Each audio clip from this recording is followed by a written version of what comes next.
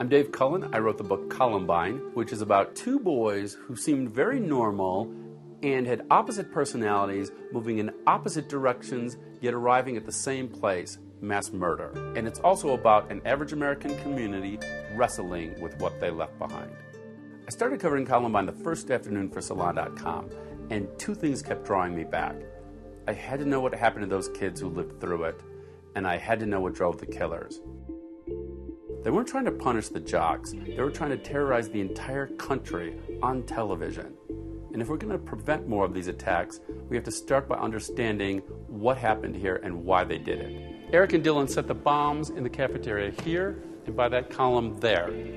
At 11:18, they were set to go off and would have killed all 500 people in this room instantly. When they failed, the killers went outside to the top of that hill and started firing at everyone in sight. When they ran out of targets, they went into the school, down the hallway, and ended up in the library, which was that time was just above us. That's where most of the murders ended up taking place. Their journals tell us why they did it, but it's not a simple answer. And I spent years digging through to try to map out the gradual downward spiral of each of these two different boys and their different journeys to murder. Dylan really had a big impact on me. He was a really, really depressed kid, and I found out that I couldn't really transmit who he was or why he did it until I understood his pain, until I saw the world from the same miserable perspective he did. It's his slow evolution to murder that's truly shocking and startling, because it could be any kid. Eric Harris fooled everyone. He was charming, he was well-liked, yet he was planning murder. So how do we identify those kids? How do we know when a killer like that is in our midst?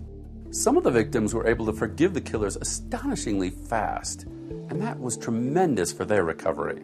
But most felt rushed to closure, this healing which had to begin immediately, and they resented it terribly. Pretty soon, many of them were turning on each other.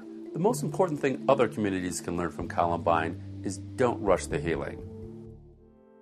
It took 8.5 years to erect this permanent memorial. And at the groundbreaking, Bill Clinton read this quote from Ernest Hemingway: "The world breaks everyone, and afterward, many are strong at the broken places."